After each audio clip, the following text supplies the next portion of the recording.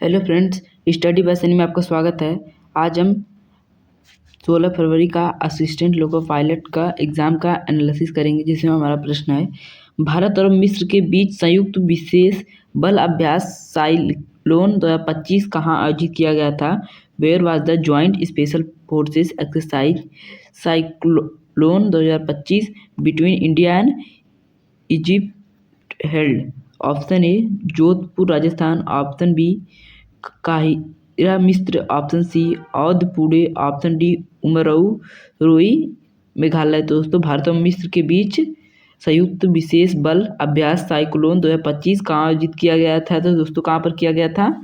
जोधपुर राजस्थान में किया गया था। हमारा ऑप्शन नंबर ए जोधपुर राजस्थान इसका बिल्कुल करेक्ट आंसर दोस्तों हो जाएगा। बढ़ते हैं अपने अगले प्रश्न की तरफ। हमारा अगला प्रश्न है, प्रकलन समिति और लोक लेखा समिति में क्रमशः राज्यसभा के कितने सदस्य होते हैं? How many members from Rajya Sabha are there in the estimates community and public accounts community respectively? Option 0 और 7, ऑप्शन बी 10 और 15, ऑप्शन सी 30 और 22, ऑप्शन डी 15 और 7। तो दोस्तों, प्रकलन समिति और लोक लेखा समिति में क्रमशः राज्यसभा के कितने सदस्य होते हैं? तो दोस्तों, कितने सदस्य होते हैं?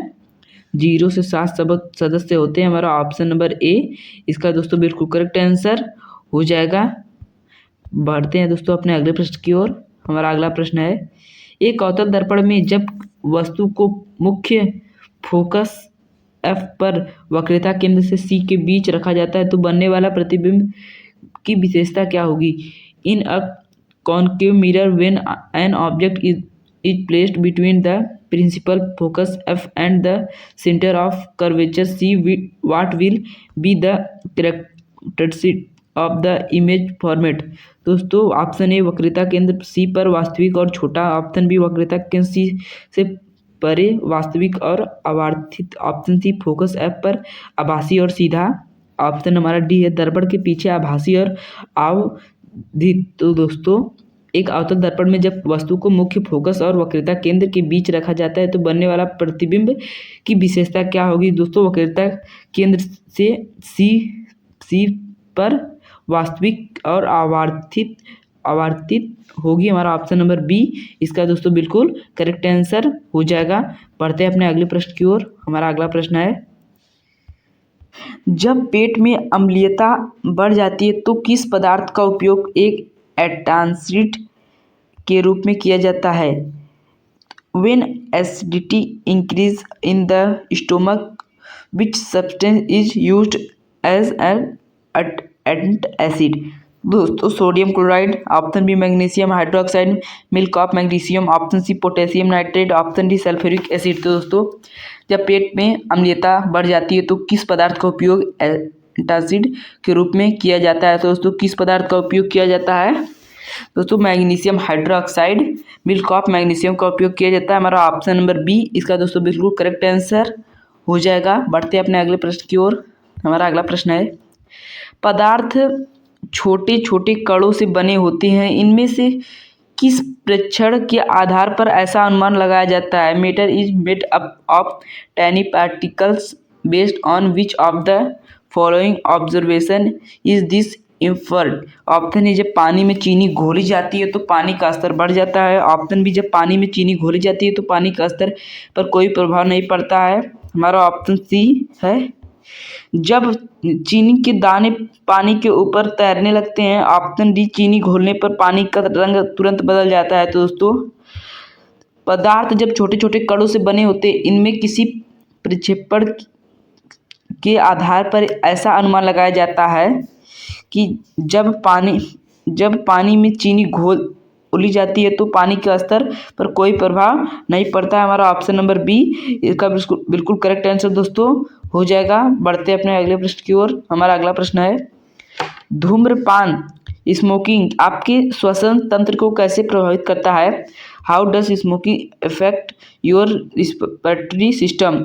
ऑप्शन ए, यह फेफड़ा में ऑक्सीजन की मात्रा को बढ़ा देता है, ऑप्शन ए, यह श्वसन मार्ग में मौजूद सीलिया प्रक्षाभ को नष्ट कर देता है, ऑप्शन ए, यह रक्त में हीमोग्लोबिन के स्तर को बढ़ाता है, ऑप्शन डी, ये फेफड़े की वायु कोशिकाओं को मजबूत बनाता है। तो दोस्तों धूम्रपान स्मोकिंग आपके श्वसन तंत्र को कैसे प्रभावित करता है? तो दोस्तों कैसे प्रभावित करता है ये श्वसन मार्ग में मौजूद सीलिया छामाव को नष्ट कर देता है। हमारा ऑप्शन नंबर बी इसका दोस्तों बिल्कुल करेक्ट आंसर हो जाएगा।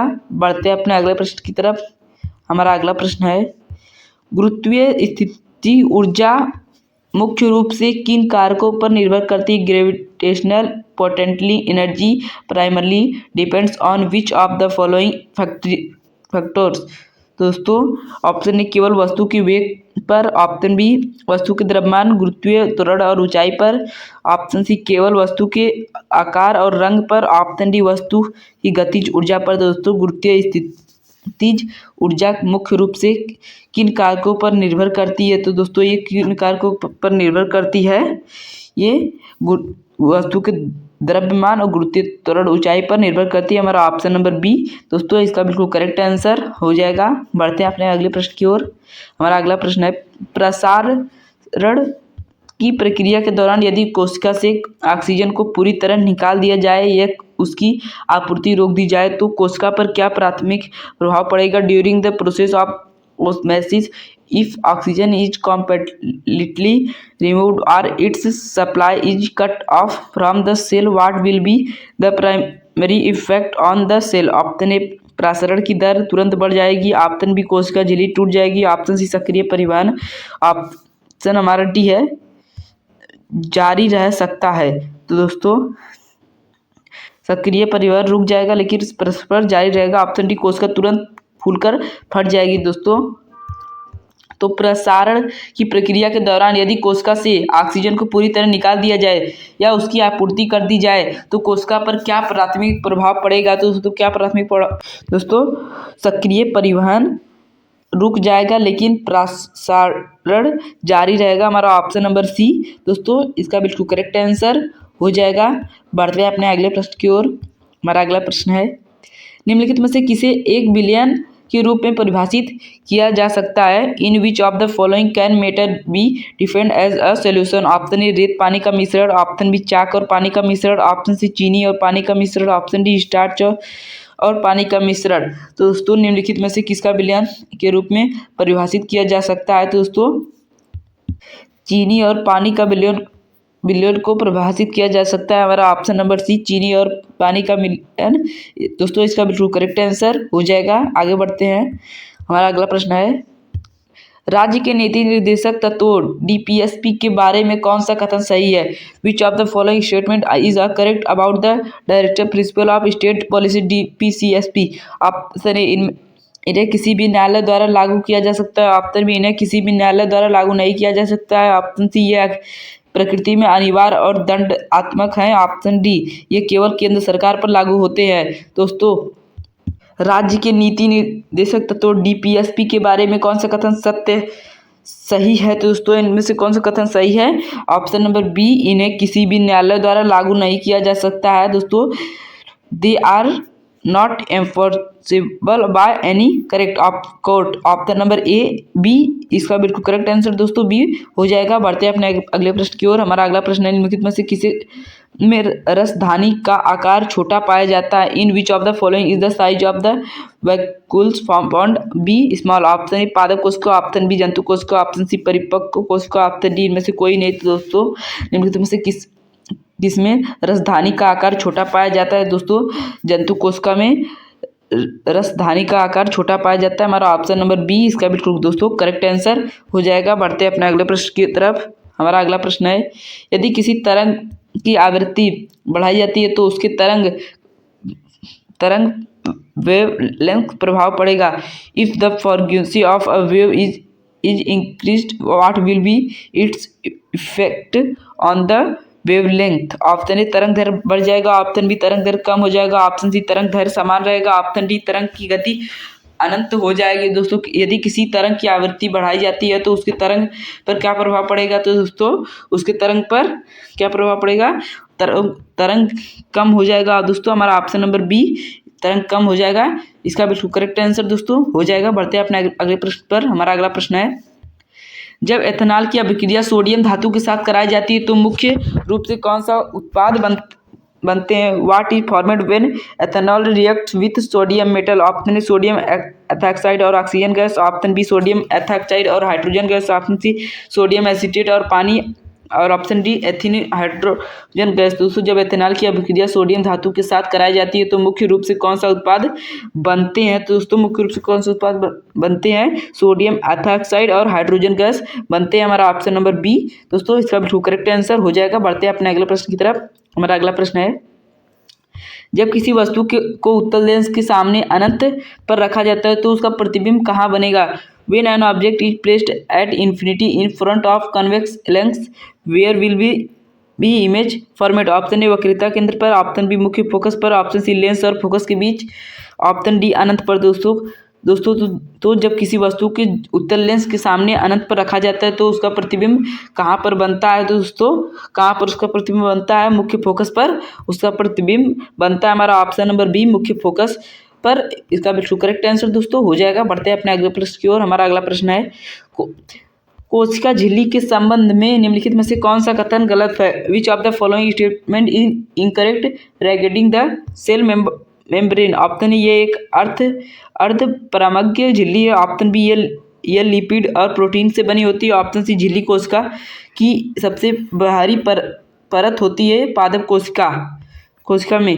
दोस्तों और हमारा ऑप्शन डी है ये कोशिका के अंदर और बाहर पदार्थों के आगमन को नियंत्रित करती है।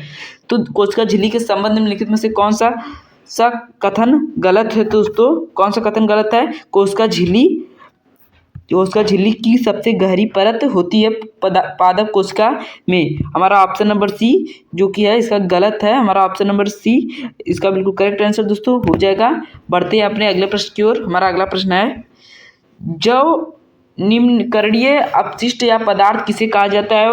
What are biodegradable waste are substances called? Option A वे पदार्थ जिन्हें कभी नष्ट नहीं किया जा सकता है, ऑप्शन बी वे वस्तु जो प्राकृतिक प्रक्रियाओं द्वारा आसानी से विघटित हो जाती हैं, ऑप्शन सी वे पदार्थ जो पर्यावरण में सैकड़ों वर्षों तक अपरिवर्तित रहते हैं, ऑप्शन डी केवल वे वस्तुएं जो प्लास्टिक से बनी होती है। तो दोस्तों जैव निम्नकरणीय अपशिष्ट या पदार्थ किसे कहा जाता है? दोस्तों किसे कहा जाता है? ऑप्शन नंबर बी वे वस्तु जो प्राकृतिक प्रक्रियाओं द्वारा आसानी से विघटित हो जाती है। हमारा ऑप्शन नंबर बी इसका बिल्कुल करेक्ट आंसर दोस्तों हो जाएगा।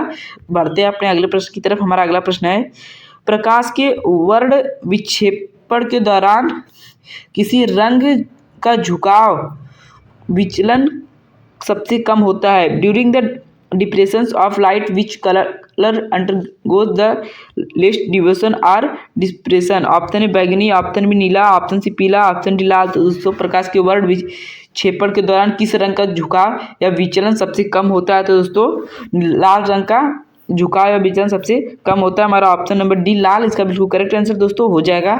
बढ़ते हैं अपने अगले प्रश्न की तरफ। हमारा अगला प्रश्न है, जब स्याही की एक बूंद को फर्श पर या पानी में गिराया जाता है तो वह अपने आप चारों ओर क्यों फैल जाती है? When a drop of ink is dropped on a floor or in water, why does it spread on its own? क्योंकि पदार्थ कण स्थिर होते हैं, ऑप्शन बी क्योंकि पदार्थ के कण निरंतर गतिशील होते हैं, ऑप्शन सी क्योंकि फर्श स्याही को धक्का देता है, ऑप्शन डी क्योंकि स्याही का घनत्व बहुत कम होता है। तो दोस्तों जब स्याही की एक बूंद को फर्श पर या पानी में गिराया जाता है तो वह अपने आप चारों ओर क्यों फैल जाती है? दोस्तों क्योंकि पदार्थ का कण निरंतर गतिशील होता है इसलिए वह फैल जाती है। हमारा ऑप्शन नंबर बी इसका भी दोस्तों बिल्कुल करेक्ट आंसर हो जाएगा। बढ़ते हैं अपने अगले प्रश्न की तरफ। हमारा अगला प्रश्न है, यदि ध्वनि की चाल को स्थिर रखा जाए और उसकी आवृत्ति को बढ़ा दिया जाए तो उसके तरंग दैर्ध्य पर क्या प्रभाव पड़ेगा? If the speed of sound is keeped constant and it's frequency is increased, what will be the effect on its wavelength? Option A तरंग दैर्ध्य बढ़ जाएगा, ऑप्शन बी तरंग दैर्ध्य कम हो जाएगा, ऑप्शन सी तरंग दैर्ध्य में परिवर्तन नहीं होगा, ऑप्शन डी तरंग दैर्ध्य शून्य हो जाएगा। तो दोस्तों यदि ध्वनि की चाल को स्थिर रखा जाए और उसकी आवृत्ति को बढ़ा दिया जाए तो उसके तरंग दैर्ध्य पर क्या प्रभाव पड़ेगा? तो दोस्तों उसके तरंग दैर्ध्य पर क्या प्रभाव पड़ेगा? तरंग दैर्ध्य कम हो जाएगा। दोस्तों हमारा ऑप्शन नंबर बी इसका बिल्कुल करेक्ट आंसर हो जाएगा। दोस्तों उम्मीद करता हूँ आपको इसका वीडियो पसंद आया तो लाइक करें, सब्सक्राइब करें। Thank you for watching.